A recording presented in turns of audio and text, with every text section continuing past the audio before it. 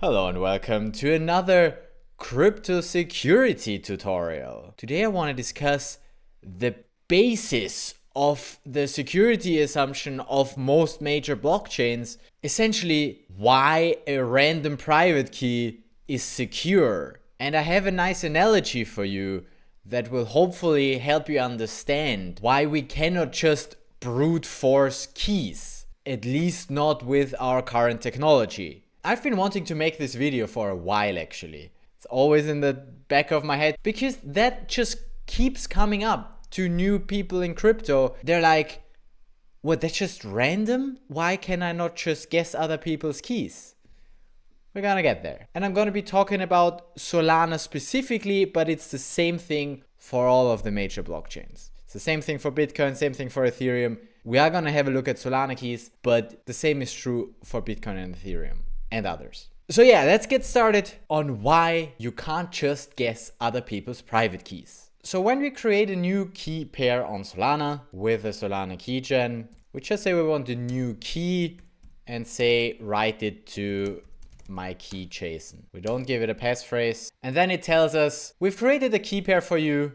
That's the pub key of it. If you want to recover it, that's the seed phrase. And essentially what that is, it's just 32 random bytes. That's the private key, and then another 32 bytes is the public key. That's that. So really just the first 32 bytes are interesting. And that stuff is just random. We just made up a new private key. We didn't look on chain if there's still space there for this address. No, we just took a random private key. And the public key is that address. And if we now have a look on Explorer, is there anything at this address already? Well, no, there's not. This is a brand new address. No tokens are there yet. No sol, nothing. Clean address. But we could send something there and then recover it because we have the private key. Okay, so far so good. Now you might think, why don't I just create more of those? More and more and more and more until I find one where there is something here at this address. You might think that that is so easy, but really it is not. Because you would need to match the exact address, right? You would need to find the private key that matches the exact address. And it's okay to match, a few characters. 4CF. That should be easy. We can do that with Solana keygen grind. Make it start with 4CF. Easy. We will find an address. There we go, with 4CF, and the rest is still different. Okay, 4CFS. That will also still work. We will need a bit longer to find that, but we will eventually find one that starts with 4CFS. Okay, so we have 4 letters, and there are, 48. That's easy. If we wait 5 seconds for 4, we can wait, I don't know, a few more seconds for 48, except this stuff is exponential, so it's not that easy. And spoiler alert, it will come down to you will need to wait forever, like several lifetimes, probably several million lifetimes, depending on how fast you can grind, before you can actually find the exact same private key. And if that was now a bit confusing, I have an analogy for you. Our Earth. Oh, so wonderful. Yeah, if you want my email, that's it. This planet is quite big, eh? But there is stuff on there. For instance, let's go. Yeah, that White House. That's the White House. Yep. Looks like it. So, Washington. Quite a big city, eh? But if we zoom out, really? In terms of like planet scale, not that big. Okay, go back. So we can now check the coordinates of this. See it down here. I can also show it up there. That's the coordinates of the White House. And we have a resolution. So I have degrees, minutes, and seconds. If I go further west, yeah, okay. And then I can also go north and south. So the seconds are kind of the resolution here. If we don't have such a big house, those are all quite big houses, eh? Those are smaller. We have a house here, then we go north, and then we have a house here, and then we go north. And here we don't have a house, we have a street, right? So those are the seconds. That's kind of the resolution, tuck, tuck, tuck, smallest resolution that I have in this sort of degrees, minutes, and seconds. So that if I just go with a resolution of seconds, I can basically make myself a grid on the world and say, this now represents one address. This here is an address, this here is an address, this here is an address, this here is an address, and so on. And then we could be like, okay, if there is a house, that's like there is something there. Somebody's living there. Somebody has claimed that. Somebody has put Sol on that address, or Bitcoin, or whatever it is, right? That address is in use. That space in the world is in use. This one is in use. This one is in use. But here, they're still free. That's a park. And so I can take this location, put it here. That's that point that I just clicked on here. That's that very point. There's nothing here. But where was the White House? This location, there is something there. Well, actually, nope, that's still the garden. But if I go one north, boom, there we go. Now we hit the White House. So at this address, there's some nice stuff that we could claim if we had the private key for this address. Now, let's zoom out. The planet is big. And if we select a random address, I don't know, I'll come up with a random address. That is absolutely not random. All not random numbers. Random address. No search result. Because what's the bounds of this? Let's check real quick. North, south first. We go down to 0. Oh, that goes negative. So we go, okay, then we have south, north and south. I see. The maximum should then be 85, 86. So probably 90 degrees. Yeah, because we have 90 to 0 to minus 90 is 180. Then in terms of west and east, where does that start? So somewhere here in London we have 0, Greenwich thing, 0 east and west. And then we either go to the east or we go to the west. Here we have 90 degrees east. Further, and then we should probably get to 180 until we loop around somewhere here. Yep, here's roughly 180 east, and then we go a bit further east, and boom, we're 180 west. So there we have the whole 360, that makes sense. That's just how those coordinates work. So, but why is then this not a valid coordinate? Maybe in the, let's go to Italy to find... Looking at north. Okay, so the max is, oh yeah, it's minutes. Right, so the max of a minute is 60 seconds. So you can't have 69 here, obviously. The max you can have is 59. Okay, and that should now be a valid coordinate. Boom. And it is somewhere in the ocean. There is no house there. Nothing. Okay, I can make another guess. I'll put my 69 here. And I'm like, oh yeah, I want to go a bit further west. No, let's go to America. I can guess the first character. 133. Another random address. What's there? Oh, almost. We almost hit land, but still somewhere in the water. Almost made it to Alaska. So another random coordinate, and I once again did not hit any address. Now, coming up with random coordinates is difficult, so let's write a script for that. Hey ChatGPT, write me a script. What do we want? Python? Rust? TypeScript? Python? Write me a Python script.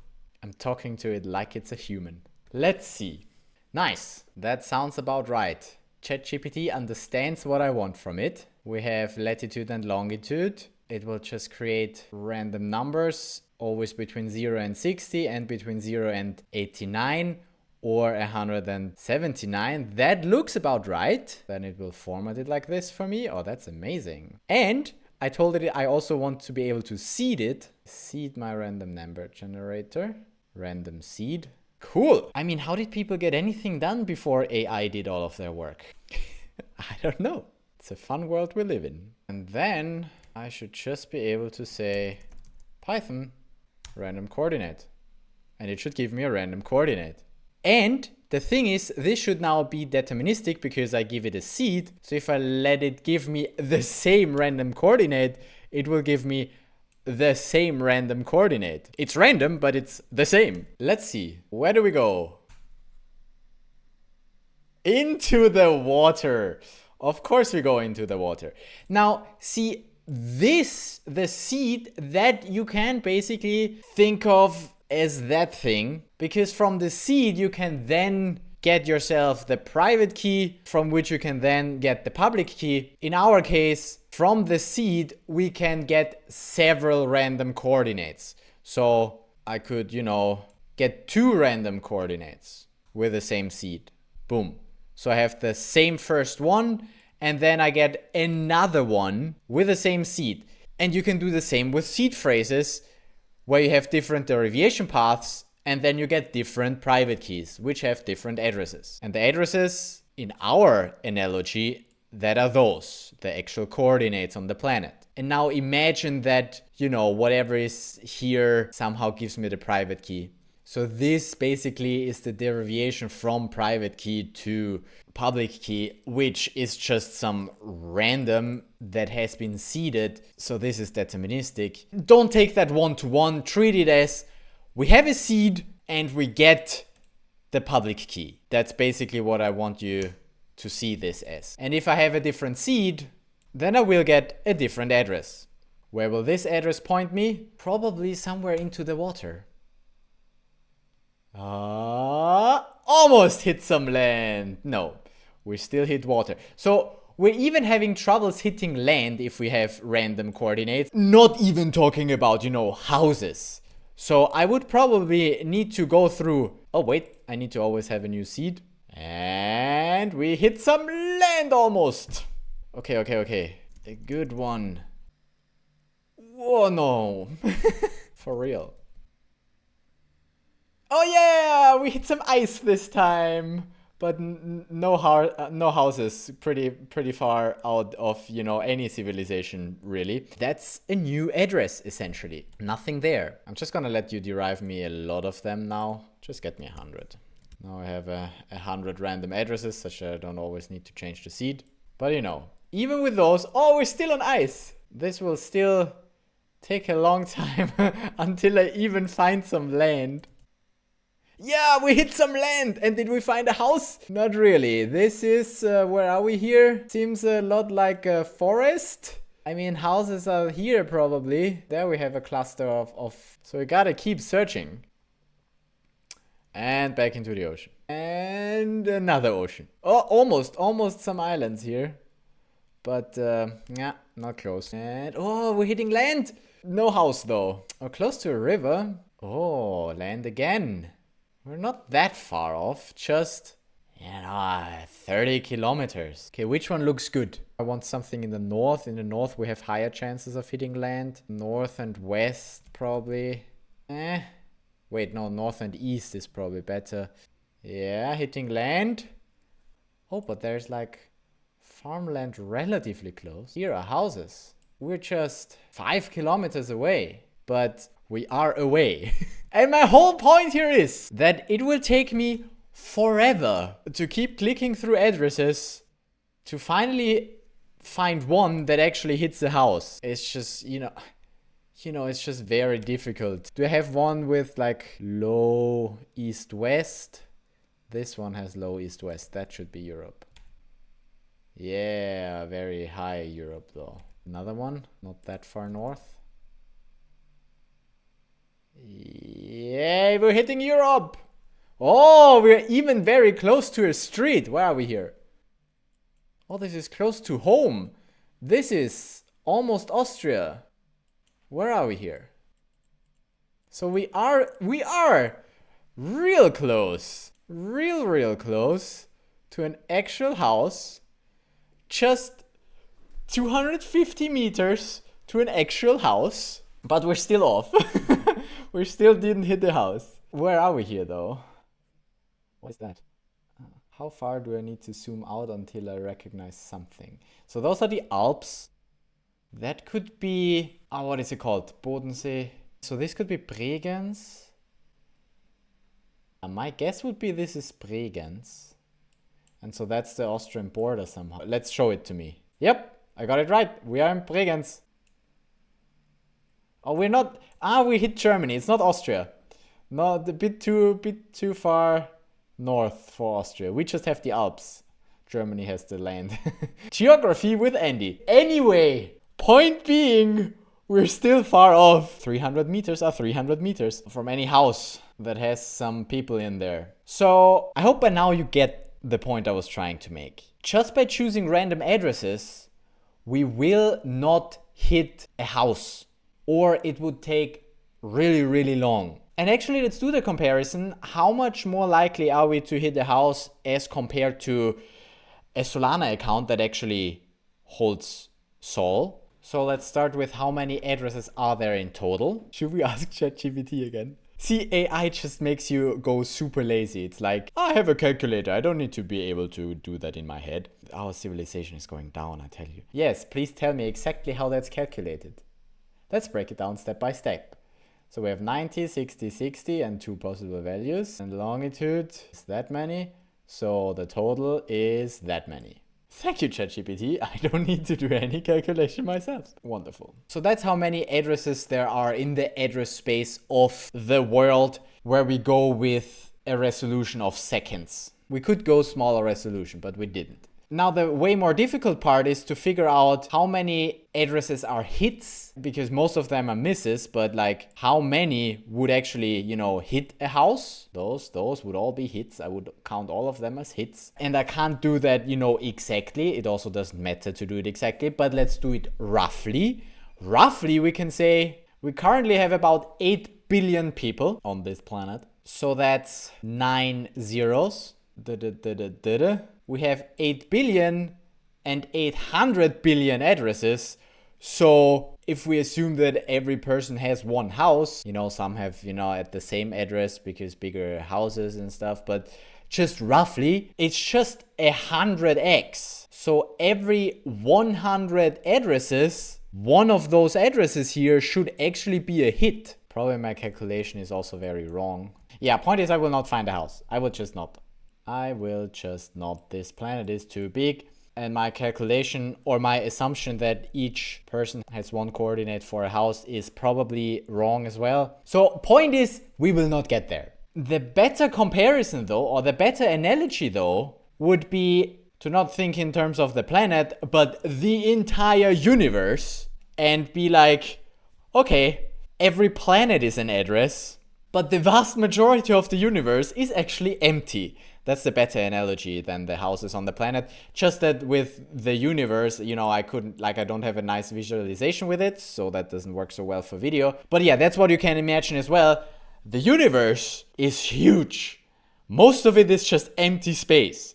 If you select a random address in the universe, you probably end up absolutely nowhere. If you pick a random address and you happen to select the exact address of an existing planet or star, you got super, super, super lucky, and that in reality will just never happen if you actually do it random. Speaking of in reality, it doesn't actually happen. What's the calculation for an actual private key? Those things. Let's say our private keys have 32 bytes, which they do at Solana, Bitcoin, and Ethereum. They're all 32 bytes. There's a bit more nuance to it, but I'm gonna simplify and say we can just take any bytes. So we say 2 to the power of 32, and that's bytes. It's a factor 8. That's better. So that's the amount of possibilities that we have for private keys. That's a lot.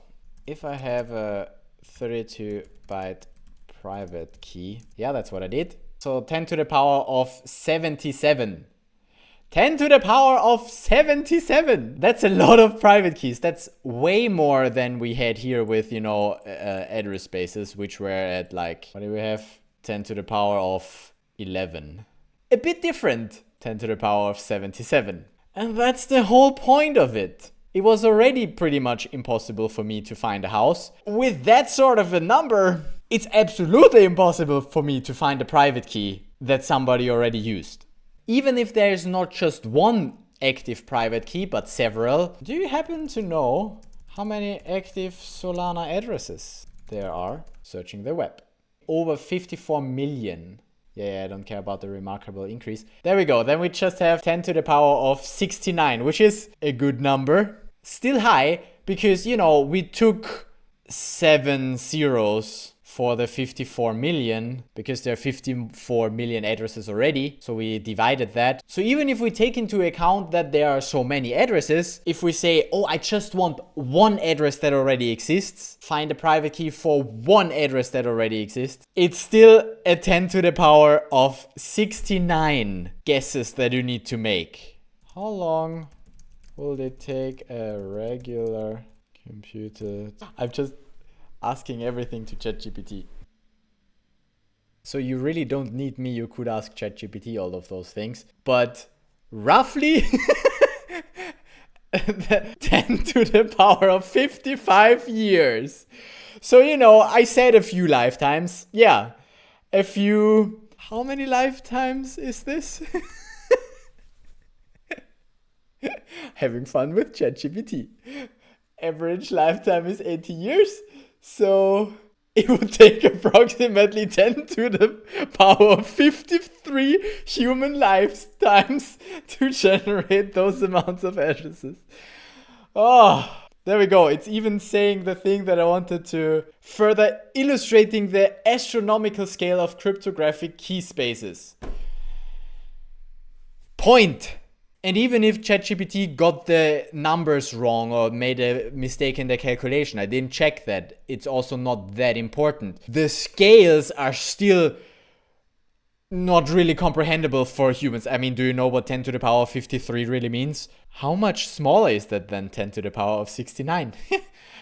Both numbers just seem very big. Yeah, if you think that you can grind yourself a private key of an address that already exists, you would need to wait very long, very, very long. So this is just unrealistic.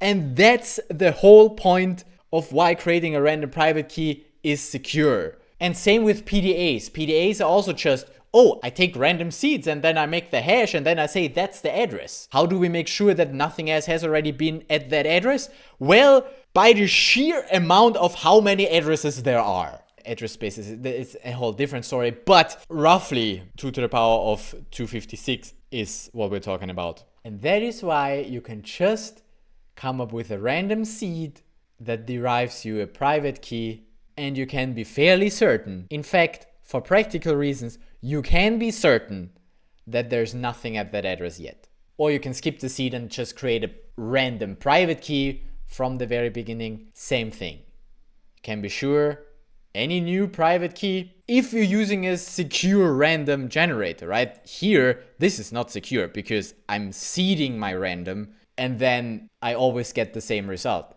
Don't use the same seeds as other people, obviously. Use a cryptographic secure random generator, but then you should be fine. Nobody else will guess your private key. With that, I shall conclude this episode of Cryptography Basics. Hope you learned something. I hope you now feel safe with just using those random private keys because nobody else will guess them. Nobody will guess them.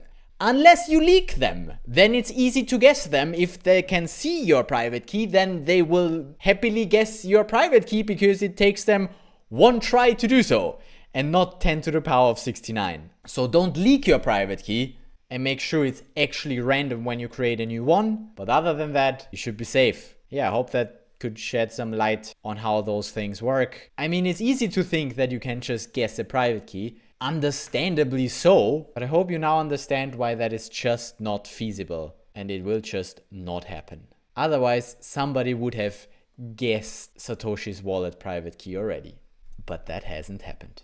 All right, here's some more videos. Most of them are more Solana specific. If you haven't yet, do subscribe. Like this video if you enjoyed it and learned something. And I will see you in the next basic lesson, because we do want to learn about crypto security. Thanks for watching.